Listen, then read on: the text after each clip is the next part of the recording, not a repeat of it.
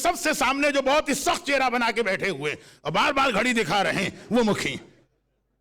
यहां तो पता ही नहीं चल पा रहा, लेकिन बहरहाल फिर भी मुझे ये अंदाजा है कि शायद आधा घंटा मैं पढ़ चुका हूं।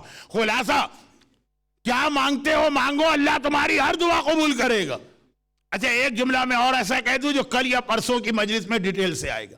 जब रसूल ने वापस आके ये बात कही और ये फरमाया कि मैं अल्लाह के इतना करीब चला गया था, इतना करीब, एज क्लोज एज पॉसिबल, तो अल्लाह से मैंने मांगा।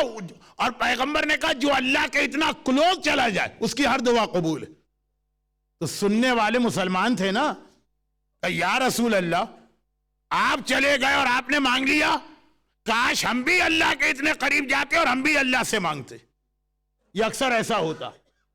जब मेरे बच्चे छोटे थे और मैं दुनिया में कहीं भी मजलिस वगैरह पढ़ के जाता था और उनको बताता था कि भाई मैंने अमेरिका में फुला फुला चीज देखी, कनाडा में फुला फुला चीज देखी, स्विट्जरलैंड में, वो एक बार कहते थे कि पापा आप अकेले हो या हमको नहीं दिखाया आपने, हमें भी दिखाई।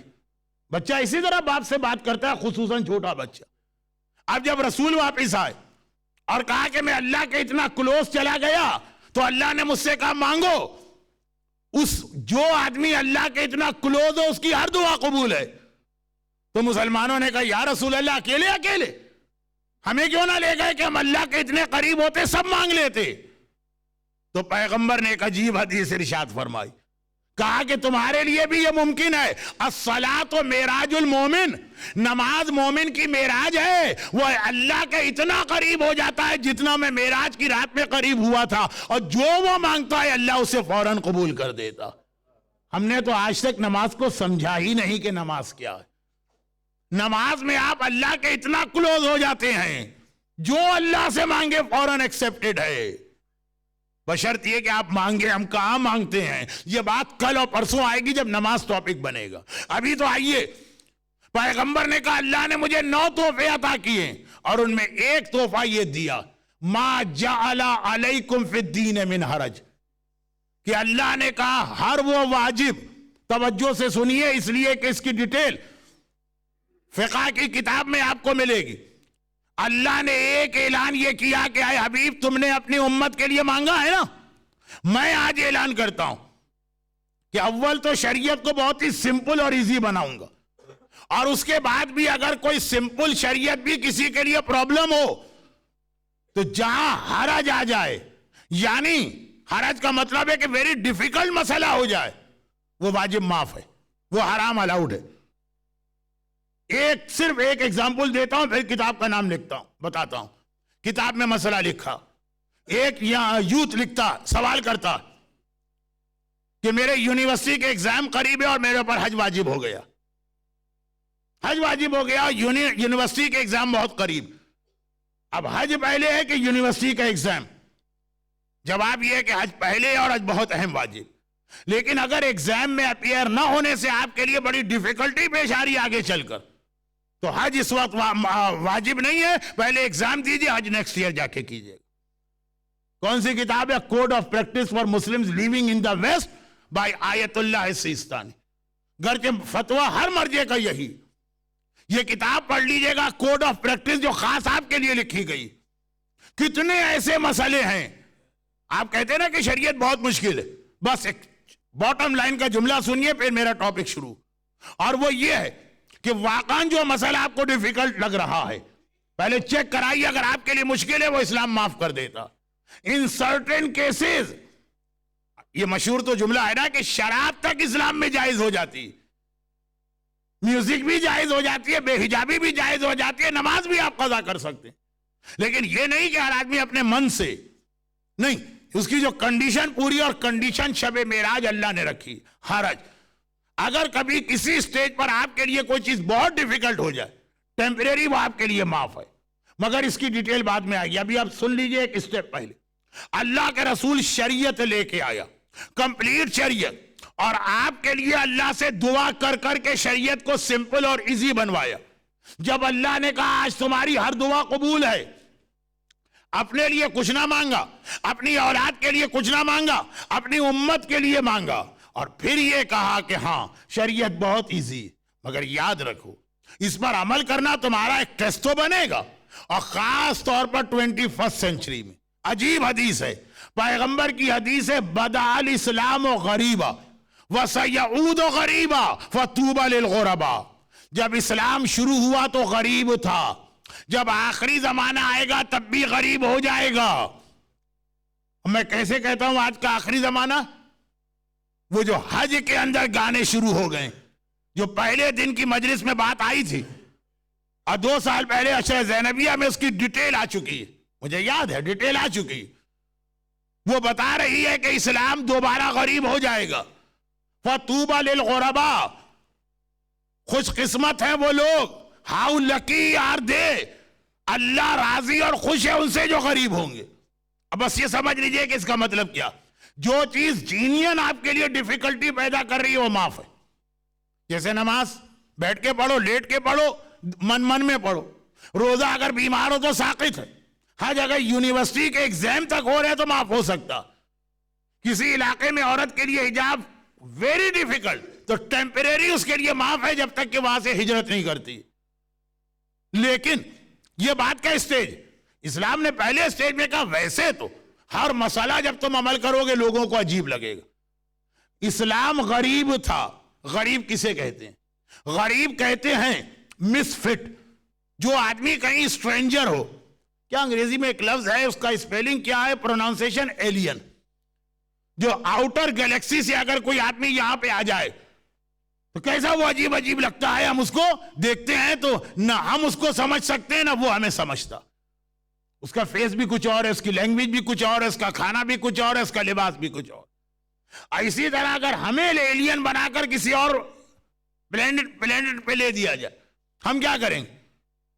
वहां पे जो हमें खाना चाहिए वो नहीं मिलेगा, वहां पे हमारा लिबास नहीं चलेगा, वहां हमारी लैंग्वेज नहीं चलेगी। इसको कहते हैं अरबी में गरीब। पैगंबर ने कहा जब शुरू में इस्लाम आया तो गरीब था। मक्के के काफिरों की समझ में नहीं आ रहा था कौन सा रिलीजन है जिसमें शराब हराम है। शराब तो हमारे बाप दादा हमेशा से पीते आए, इसके बगैर तो खाना डाइजेस्ट नहीं होता। उनकी समझ में नहीं आ रहा था ये कौन सा रिलीजन है जिसमें हिजाब वाजिब है। हम तो खाने काबा का तवाफ भी नेकिड होके करते हैं। उनकी समझ में नहीं आ रहा था कौन सा रिलीजन है जिसके अंदर सिंगिंग को हराम करार दिया गया। बिलाल और अम्मार, अबू जर और सलमान, अभी आपने जाफर लाडिक ब्रदर की तकरीर में सुना अबू जर को कितना टॉर्चर किया गया, इसलिए कि मक्के वाले समझ नहीं पा रहे थे कैसा रिलीजन है। पैगंबर ने कहा कि मगर आखिरी जमाने में दोबारा इस्लाम ऐसा ही गरीब बन जाएगा, एक स्ट्रेंजर बन जाएगा। दुनिया की समझ में नहीं आएगा ये कौन सा मजहब है जो औरतों को हिजाब कराता, ये कौन सा मजहब है जो नौजवानों को ड्रग्स से रोकता, ये कौन सा मजहब है जो मर्दों को दाढ़ी रखने का हुक्म देता, ये कौन सा मजहब है कि जो मिक्स गैदरिंग को हराम करार देता। वो तो कहेंगे ये फ्रीडम के अगेंस्ट है, वो तो कहेंगे ये लाइफ के एंजॉयमेंट के अगेंस्ट है। पहले उस जमाने में अबू जहल और अबू लहब कुफार मक्का और मुशरिकीन अरब इस्लाम को समझ ही नहीं पा रहे थे, और आखिरी जमाने में भी दुनिया इस्लाम को नहीं समझ पाएगी। पैगंबर ने इतना कहा, मैं इसमें एक जुमला अपनी तरफ से ऐड कर लेता हूं, और वो ये है कि हाँ एक डिफरेंस है।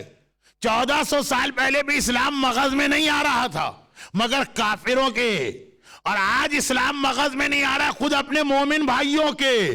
कितने ही अपने मोमिन हैं जिनकी समझ में ये वाजिबात और हराम नहीं आते। मौलाना ये कैसे पॉसिबल है कि इस्लाम में इंटरटेनमेंट का हर तरीका हराम हो।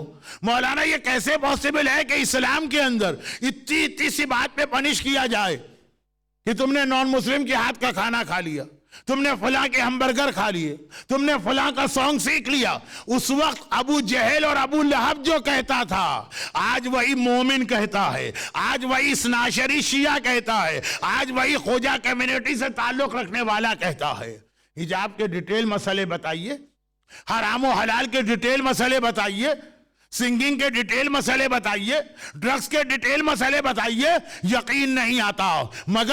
मगर मेरा टॉपिक हदीस का ये टुकड़ा नहीं, आखिरी टुकड़ा है। पैगंबर ने इसके बाद का फतूबा, तूबा अरबी का एक वर्ड है जिसके माने कि लकी है वो इंसान, जन्नती है वो आदमी, अल्लाह राजी है उससे, लिल गुरबा जो माशरे में गरीब बन के रहे। क्या मतलब हुआ कि अल्लाह खुश है उस मोमिन से कि पूरी सोसाइटी और कम्युनिटी का इसका बाइकाट।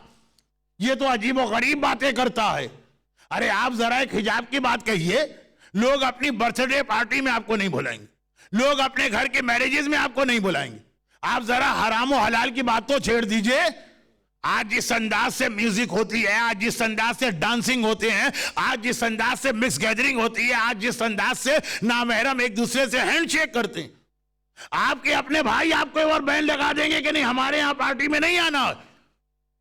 फायदा कुछ नहीं है, तुम हर चीज पे क्रिटिसाइज करोगे।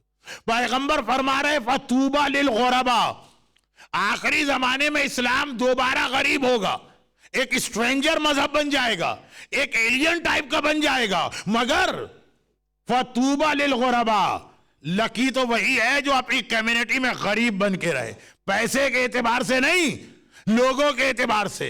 हर आदमी कनेक्शन काट के बैठा है, कोई आदमी आपसे मिलने को तैयार नहीं। क्यों? क्योंकि आप वाजिबात की बात करते हैं, क्योंकि आप हराम से खुद भी रुकते हैं और दूसरों को भी रोकने की कोशिश करते हैं। औरों को छोड़ें, बीवी छोड़ के चली जाएगी शौहर को अगर शौहर ज्यादा वाजिब हराम की बात करेगा, शौहर डाइवोर्स दे देगा अगर बीवी ज्यादा शरीयत की बात करेगी। मगर मसला क्या है? पैगंबर कह रहे हैं कि लकी है वो इंसान, जन्नती है वो इंसान, अल्लाह राजी है उस इंसान से जो सारे माशरे में गरीब इसलिए बना दिया गया कि वो हक की बात कहता है, वो दीन की बात कहता है, वो तकवे की बात कहता है, वो हलाल और हराम की बात कहता है। बहुत छोटा सा वाकया, इसलिए रिपीटिशन की इजाजत आपसे ले रहा हूं। जब मैं फर्स्ट टाइम लेस्टर आया था, उससे 1 साल पहले मैं फर्स्ट टाइम दारुस्सलाम गया था। जब मैं दारुस्सलाम फर्स्ट टाइम गया था तो वहां मेरी मुलाकात ईरान की एक बहुत ही मशहूर फैमिली है उलमा की, जिसमें हंड्रेड्स ऑफ उलमा गुजरे हैं कई जनरेशन में। उसी फैमिली के एक साहब, एक मेंबर, उस वक्त दारुस्सलाम में इस्लामिक रिपब्लिक ऑफ ईरान के एम्बेसडर भी थे, और जो दारुस्सलाम में हमारी मस्जिद है उसके अंदर वो अक्सर नमाज मगरिब को लीड भी करते थे। क्या पर्सनैलिटी थी कि एक तरफ एम्बेसडर है और दूसरी जानिब मस्जिद में आके नमाज पढ़ा रहे। वही जो मासूमीन की शान थी कि एक तरफ अली आपको मैदान जंग में नजर आएंगे, दूसरी तरफ पॉलिटिक्स के अंदर इन्वॉल्व नजर आएंगे, इस्लामी पॉलिटिक्स, तीसरी तरफ मस्जिद में नमाज पढ़ रहे हैं। आगाए लवासानी उनका नाम था। बहुत ही ग्रेसफुल पर्सनैलिटी थी, मेरी उनसे मुलाकात हुई। तो चूंकि लवासानी फैमिली इटसेल्फ एक बहुत बड़ी और बहुत ही फेमस फैमिली, बल्कि उस जमाने में मदीने के अंदर आगाए खुई के वकील भी आगाए लवासानी फैमिली के एक आलिम दीन थे, हुसैन लवासानी। मदीने के 2 बुजुर्ग आलिम थे, आगाए आमिरी, आगाए मोहसिन हकीम के वकील थे, या आगाए खुई के वकील थे। तो इनसे जरा डिस्कशन होने लगा। मेरा भी बहुत ही फेवरेट टॉपिक है उलमा के हालात सुनना, उनके बुजुर्गों के बारे में बात हुई। तो तकरीबन उस वक्त से 70 ईयर्स अगो इसी खानदान लवासानी के एक बहुत ही फेमस आलिम थे जो करबला में थे, और उनकी पार्टी बहुत मशहूर थी, बहुत ही मुत्तकी और परहेजगार। आलिम तो थे ही वो, ठीक है, मर्जे नहीं थे, आयतुल्लाह लेवल के नहीं थे, हुज्जतुल इस्लाम लेवल के थे, लेकिन करबला में मौला के रोजे के सहन में नमाज मगरिबैन पढ़ाते थे और अपने तकवे और पार्टी में बहुत मशहूर थे। आजकल तो ये लफ्ज आप सुनने लगे हैं, आज से 25 साल पहले कम था ये लफ्ज। इल्म इरफान वाले मौजूदे भी दिखाते थे वो। तो वो जो आगा लवासानी थे, तकरीबन अब तो 100 साल हो गए, 25 साल 30 साल पहले दारुस्सलाम में बात हुई तो उस वक्त ईरानी एम्बेसडर ने कहा कि 70 ईयर्स अगो, यानी 100 साल पहले वो करबला में थे। उनकी अपने एक लेवल के दोस्त से, उन्हीं जैसा आलिम था हुज्जतुल इस्लाम, एक बात हो गई कि हम में से जो पहले मरेगा वो जिंदा को आके बताएगा कि मरने के बाद क्या गुजरती है, अगर अल्लाह ने परमिशन दी। मौत के बाद तो अपना कंट्रोल किसी चीज पे नहीं। अच्छा, ऐसा कमिटमेंट हमारे बहुत से उलमा ने एक दूसरे से किया। एक टर्मिनोलॉजी आपने सुनी होगी, गदीरी भाई। 18th ऑफ ज़िलहिज को सीगा पढ़कर 2 मोमिन एक दूसरे के भाई बनते हैं, और रिवायतों में है कि आफ्टर ज़ुहूर इमाम इन भाइयों को जो गदीर के दिन एक दूसरे के भाई बने, इन्हें बिल्कुल जो रियल ब्रदर होते हैं उसका स्टेटस देंगे। मतलब जो इस्लाम में रियल ब्रदर होते हैं, आजकल तो रियल ब्रदर होते हैं, एक दूसरे की गर्दन काटने वाले, वो नहीं। जो इस्लाम में सिला रहमी है वो वाला स्टेटस मिलेगा। अलबत्ता मर्द मर्द और औरतें औरतें। ये ना हो कि आप मजलिस से एक बात सुन के दौड़ पड़े कि जी मौलाना ने परमिशन दी, सारी नामहरम औरतों को कहें ये मेरी खदीरी बहन है। जब बहन है तो हिजाब किस बात का? हिजाब साकित बंबई वाला तरीका और कराची वाला तरीका लेके ना आइए। बंबई और कराची में एक बिल्डिंग में जितने भी लोग रहते सारी औरतों को बहन बना ली। वो जब बहन बना लिया तो क्या हिजाब और क्या पर्दा। खैर, मैं लेस्टर में बैठा हूं, बंबई में जब जाऊंगा अगले महीने तो ये बात वहां कहूंगा। अभी आप इतना सुन लीजिए कि गदीरी भाई थे दो आलिम, और अगर सिंसियरिटी के साथ गदीरी भाई बने हो तो ऐसे वाकयात होते हैं। एक पूरी किताब अरबी में लिखी है जिसमें गदीरी भाइयों ने एक दूसरे को मरने के बाद की डिटेल बताई। ये कुछ ज्यादा ही मैं डिटेल में चला गया। इन शॉर्ट, जो बहुत ही फेमस करबला में मौला के सहन में नमाज पढ़ाने वाले आगा लवासानी, ईरानी एम्बेसडर के नाना थे रिश्ते में, उनका इंतकाल हो गया फिर, और अच्छी एज में 70-75। जिस दोस्त से कमिटमेंट था उसके ख्वाब में भी वो आ गए। दोस्त भी आलिम है। उसने एक बार पूछा कि अच्छा बताओ मरने के बाद क्या हुआ? कहा अल्हम्दुलिल्लाह सारे प्रॉब्लम जो आज तक मैंने सुने थे, किताबों में पढ़े थे, अपनी स्पीचेस में दूसरों को बताए थे, सारे प्रॉब्लम सॉल्व हो गए, कहीं कोई मसला पेश नहीं आया। इसलिए कि अल्लाह सच्चा पायस आदमी है तो अल्लाह उसको रिवार्ड देगा। ना मलकुल मौत के टाइम, ना फिशारे कब्र के टाइम, ना कब्र के अंदर कहीं कोई प्रॉब्लम नहीं। कहा आजकल कहां हो? कहा कि आजकल मैं वादियुस्सलाम में हूं। मरने के बाद नेक लोग वादियुस्सलाम में जाते हैं। तो कहा अल्हम्दुलिल्लाह, वादियुस्सलाम मींस मिनी जन्नत, छोटी पैराडाइज, जन्नत में बैठे हो। अच्छा ये बताओ कि यहां जाकर तुम्हें कुछ अफसोस हुआ किसी बात पर? जैसे आदमी किसी जगह पहुंचे और उसके बाद अफसोस करे कि अगर एग्जाम में स्टूडेंट्स हमारे यहां बैठते हैं, मुझे यहां का सिस्टम नहीं पता यूके का क्या। एक स्टूडेंट ने मेहनत की, 85 नंबर आ गए, और अफसोस करता है काश मैं थोड़ा और पढ़ लेता तो 90 मेरे आ जाते। तो एक आदमी एक चीज को अचीव करे लेकिन फिर अफसोस होता है कि थोड़ी सी मेहनत और कर लेता तो मुझे इसके बाद की चीज भी मिल जाती। ख्वाब देखने वाले भी हुज्जतुल इस्लाम लेवल के आलिम ने कहा तुम्हें मरने के बाद हर चीज अच्छी मिली, बहुत खुश और सेटिस्फाई। क्या किसी चीज का यह है कि यह तुम्हें फीलिंग हो रही हो कि एक चीज तुमने लूज कर दी? कहा कि हां। और याद रखिए रिवायतों में जन्नत में हर आदमी खुश होगा, बस सिर्फ ये लोगों को गम होगा। क्या गम होगा? कि हमारा साथी, हमारा पड़ोसी, वो एक स्टेटस हमसे जन्नत में आगे चला गया, और ऐसी नेकी की वजह से चला गया जो हम भी कर सकते थे। उसका तरीका था कि मसलन जब कभी मस्जिद में जाता है, अगर कोई कूड़ा या गंदगी देखता है उसको उठा देता था। ये काम तो हम भी कर सकते थे, हमने इसको इंपॉर्टेंस ही नहीं दी। रास्ते में कोई ऐसा पत्थर आता था उसे हटा देता। तो अफसोस होगा जन्नत में कि इतना और कर लेते तो एक स्टेटस और हाई हो जाता। हाँ, हमने इमाम खुमैनी का हाई स्टेटस देखा, हमें अफसोस नहीं होगा। हमें पता है कि हम इनकलाब लाने के काबिल ही नहीं है, वो काम हम कर ही नहीं सकते। हमने आगा खुई का स्टेटस देखा, उस पर अफसोस नहीं होगा। अफसोस होगा अपने कजिन के स्टेटस को देखकर, अफसोस होगा अपने नेबर के स्टेटस को देखकर, क्योंकि जो नेकी उसने की वो हम भी आसानी से कर सकते थे, हमने कोई इंपॉर्टेंस ही नहीं दी। छोटी सी बात, जब वो पानी पीता था कातिलाने इमाम पे लानत भेज देता था, हमारी हैबिट नहीं थी। अभी कौन सा बड़ा काम है, हम चाहे तो अपनी हैबिट बना सकते हैं, अपने बच्चों की हैबिट बना सकते हैं। खाली इस नेकी की वजह से वो कहीं से कहीं चला गया, हम उससे पीछे रहेगा। खैर, तो जन्नत की डिटेल में ये बातें हैं जिसके लिए आज का टाइम नहीं। खुलासा ये कि जो जिंदा आलिम है उन्होंने घबरा के पूछा तुम्हें जन्नत में अफसोस किस बात का? कहा कि सिर्फ एक बात का अफसोस, अल्लाह ने मुझे बड़ा हाई स्टेटस दिया, जितना मैंने एक्सपेक्ट किया था उससे भी हायर, मगर एक चीज मेरे पास अब पता चला कि मैंने लूज कर दी।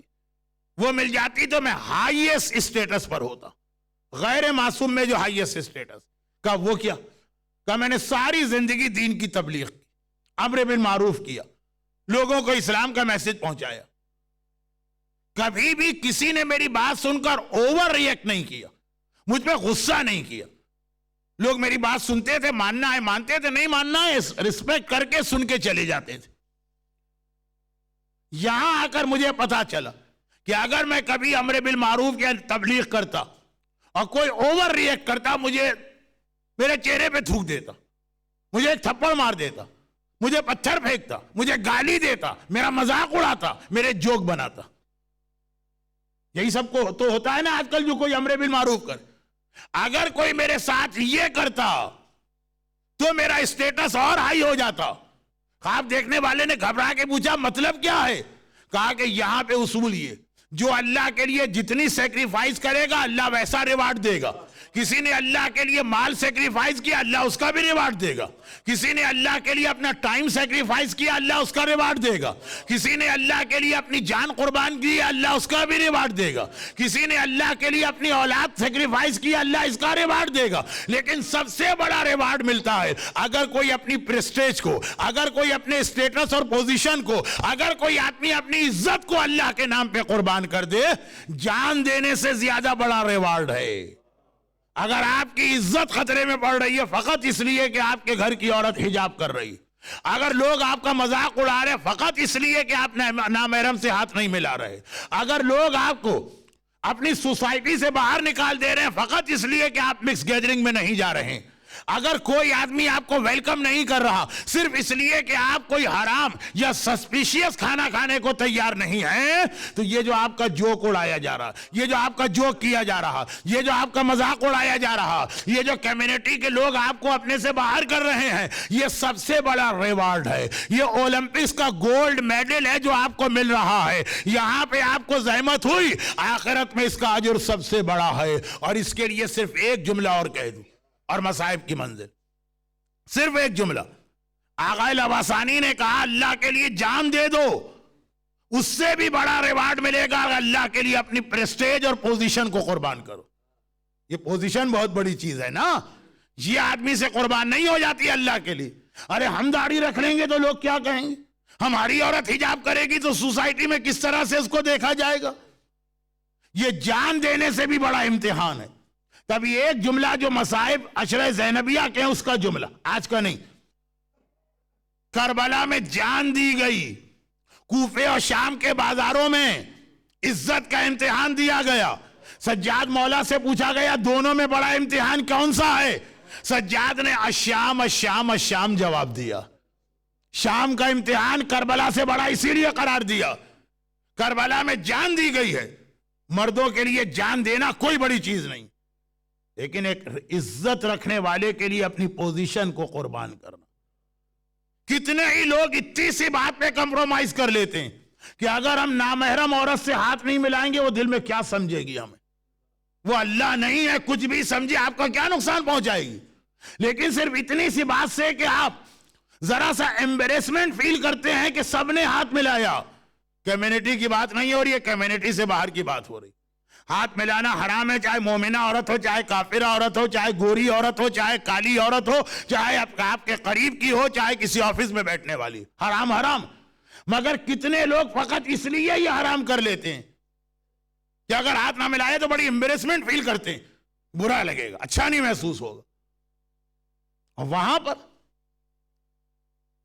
करबला में जो कायनात का सबसे ज्यादा इज्जत वाला घराना, वो सिर्फ अल्लाह की खातिर अपने उस स्टेटस और पोजीशन, इसी के घर की औरतें कैदी बना के ले जाई जाएं। मैदान करबला में आका हुसैन का एक जुमला सुनिए और आज के मसाइल। अजीब बात है, बहुत ही इंपॉर्टेंट ये सेंटेंस है, आधा पढ़ा जाता। अल मौत औला मिन अल आर। हुसैन ने यही कहा, इज्जत के साथ मर जाना बेहतर है जिल्लत की जिंदगी से। मगर ये आधा है सेंटेंस। इसके बाद हुसैन ने कुछ और कहा, वल आर औला मिन रुकूबिन नार, और जिल्लत भी बेहतर है जहन्नम में दाखिल होने से। अगर कोई ऐसा काम कर रहे हो जिसके नतीजे में जहन्नम मिल रही है, वो काम छोड़ दो, चाहे जलील हो जाना पड़े लोगों के सामने। ये भी करबला का मैसेज है। अगर लोग तुम्हें जलील कर रहे हैं, कम्युनिटी वाले भी जलील करेंगे शरीयत पे अमल करने की वजह से, कोई बात नहीं है, जहन्नम से बच जाएं, वो ज्यादा बड़ा इंसान का टारगेट होना चाहिए। अल मौत औला मिन अल आर वल आर औला मिन रुकूबिन नार। यकीनन जिल्लत से मर जाना बेहतर है, मगर जहां जहन्नम सामने हो तो इसके मुकाबले में जिल्लत बेहतर है। उमर साद का राइट हैंड, इब्ने जियाद की अफवाज का कमांडर इन चीफ, कूफे के ट्राइब का सरदार, हर तरफ से उसको इज्जत मिल रही है। वो अगर उसे छोड़कर हुसैन के उस काफिले में चला जाए जहां पे अपनी जान भी देना है, अपनी औलाद की जान भी देना है, ये सारा स्टेटस छीन लिया जाएगा, ये सारी पोजीशन से महरूम होना पड़ेगा, उसका नाम हुर बनता। और वो यही मेरी तकरीर का जो आखिरी हिस्सा था उसकी सबसे ब्राइट एग्जाम्पल। 2 दिन पहले का एक जुमला दोहरा कर हुर के मसाइब आगे बढ़ाऊं।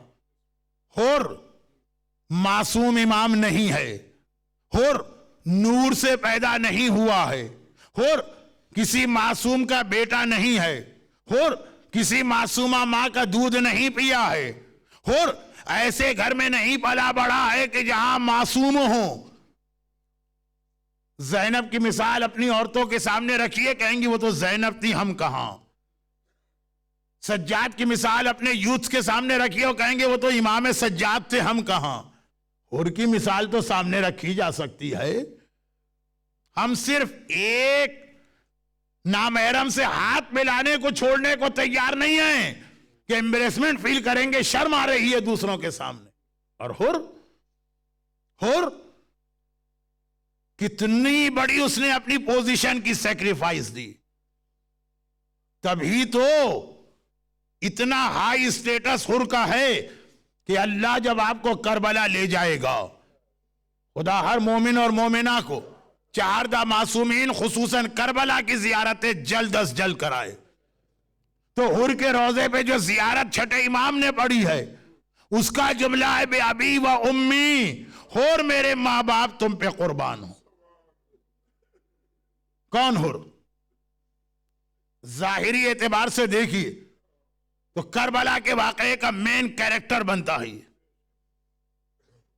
हुर। वो है हुसैन का काफिला चला जा रहा है, बड़ा पीसफुल सा काफिला, किसी को नुकसान नहीं पहुंचा रहे, अपनी मंजिल की जानिब जा रहे हैं। किसने आकर हुसैन का रास्ता रोका था?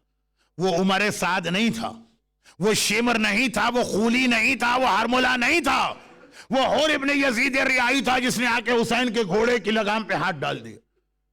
फर्जंद रसूल, अब मैं आपको आगे नहीं जाने दूंगा, मेरे पास इब्ने जियाद के ऑर्डर्स हैं, यजीद की एडवाइस है, हुसैन कूफे न जाने पाए। बाज अरबाब मकातिल ने लिखा है कि इधर हुर ने हुसैन के घोड़े को रोका और उधर महमिल में जैनब के रोने की आवाज आ गई। जैनब को उसका बाबा बता चुका है करबला में क्या होने वाला है।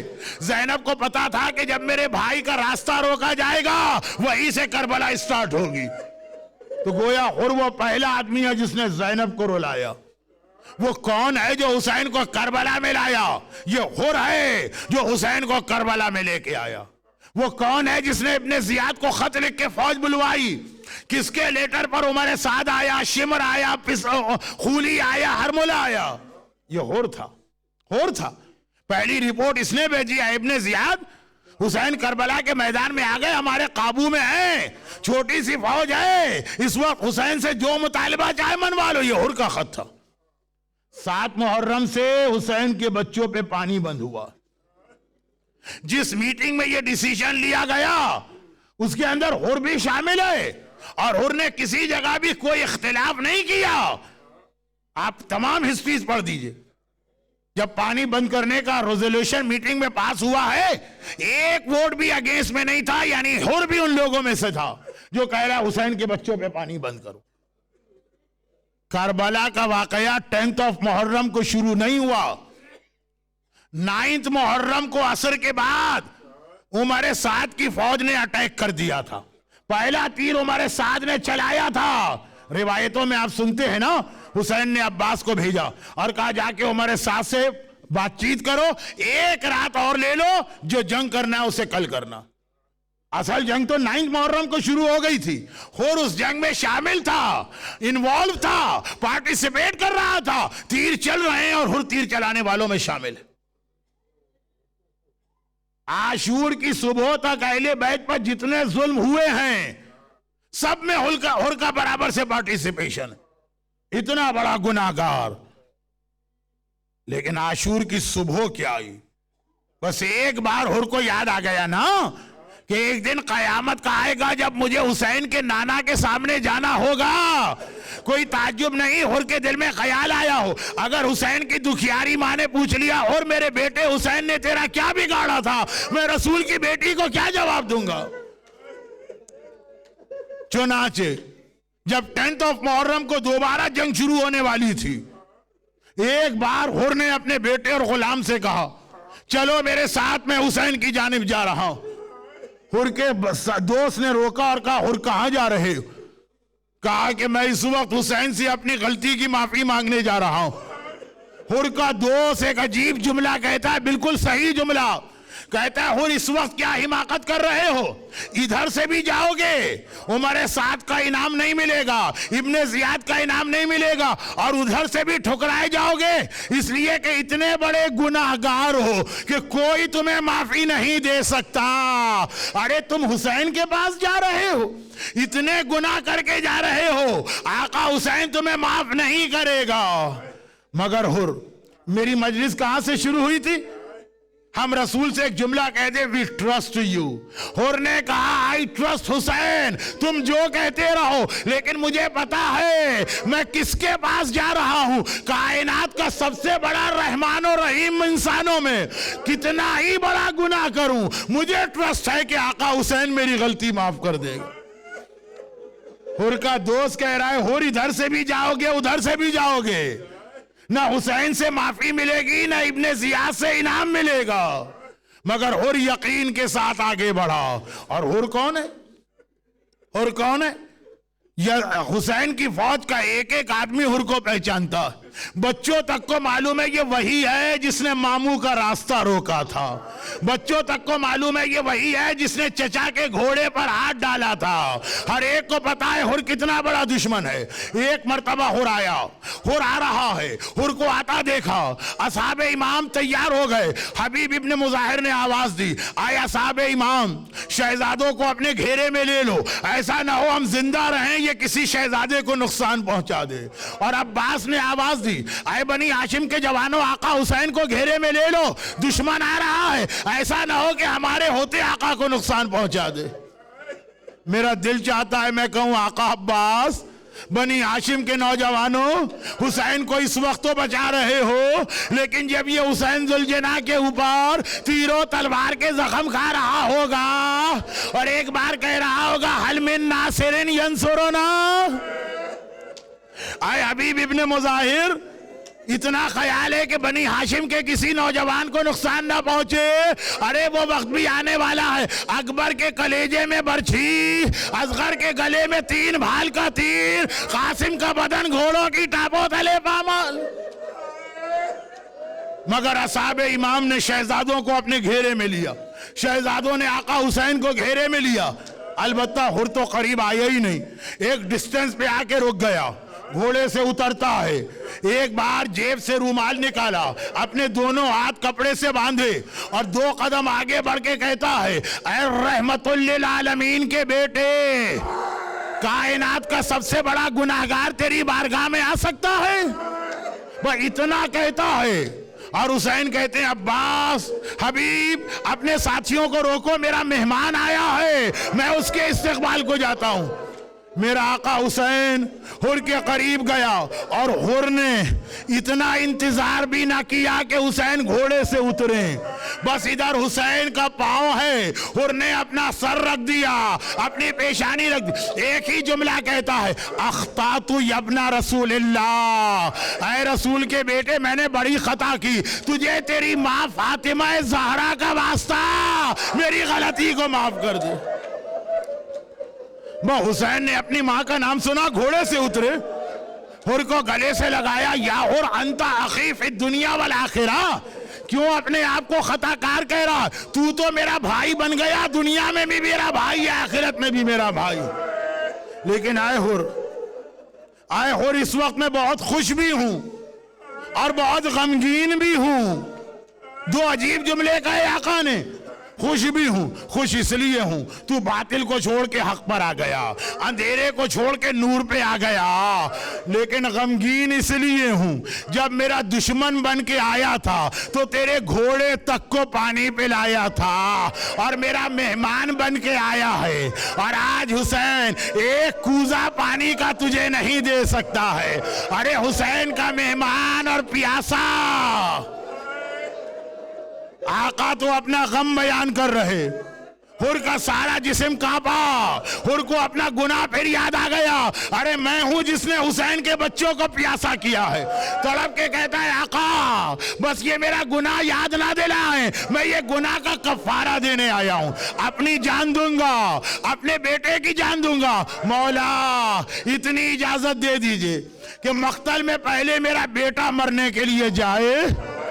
हुसैन ने कहा और कोई और दिन होता तो मैं इजाजत ना देता, लेकिन आज सबको मरना है, कोई पहले मरेगा कोई बाद में मरेगा। जा मैंने तेरे बेटे को इजाजत दी। अज़ादारों आखिरी 2 जुमले कहना और बस बात खत्म। एक बार हुर का बेटा चला, हुर कहता है बेटा ऐसा जिहाद करना तेरे बाप का गुनाह माफ हो जाए, ऐसा जिहाद करना शहजादी फातिमा ज़हरा तुझसे खुश हो जाए। बेटे ने जिहाद किया, मगर कब तक? एक वक्त आया जख्मों की ताब न लाकर बेटा घोड़े से गिरा, जमीन पे गिरते गिरते एक मर्तबा कहा या बता दरिकनी, बाबा जरा मेरी मदद को आइए। बहरहाल कुछ भी हो, हुर है तो बाप ना। तड़प के अपनी जगह से खड़ा हो गया। आका ने रोका, हुर रुक जा, कहाँ जा रहा? हाथ जोड़ के कहा आका मेरा बेटा मदद के लिए बुला रहा है, मुझे बेटे के पास जाने दें। हुसैन ने कहा नहीं हुर बैठ जा, मैं तुझे नहीं जाने दूंगा, मैं खुद जाऊंगा। और क्यों जाऊंगा? वजह सुनिए। हुसैन कहते हुर एक बात याद रख, जवान बेटों के लाशें बूढ़े बाप नहीं उठाते हैं। तेरा जवान बेटा गिर रहा है, बूढ़ा बाप नहीं जाएगा, मैं जाऊंगा, मैं ये लाशा लेके आऊंगा। हुसैन हुर के बेटे का लाशा लाए। वो मेरा आखिरी जुमला, हाथ जोड़कर आका हुसैन से कहता हूं आका जब हुर का बेटा गिरा तो ये कहा कि बूढ़े बाप जवान के लाशें नहीं उठाते हैं, लेकिन मौला जब अली अकबर घोड़े से ज़मीन करबला पे गिरा, ये बूढ़ा बाप किस तरह से जवान अकबर का लाशा उठा के लाया। अला वलानतुल्लाहि अला अअदाइहिम अजमईन। परवरदिगारा मेरे उस मजलूम आका का वास्ता जिसने हुर जैसे खताकार को माफ करके अपना भाई करार दिया। हम हुसैन के चाहने वाले और मानने वाले, हमें दुनिया और आखिरत में हुसैन और मादर हुसैन फातिमा ज़हरा की शफात और मदद अता फरमा। बेहक हुसैन हमारे तमाम गुनाहों को माफ फरमा। परवरदिगारा हुसैन की अकबर का वास्ता हमारी तमाम हाजतों को पूरा फरमा। गम हुसैन के सिवा हमें हर गम से महफूज फरमा, और इन मजालिम के इंतकाम के लिए वारिस मासूमीन फर्जंद ज़हरा इमाम ज़माना के ज़ुहूर में ताजील फरमा। मातम हुसैन।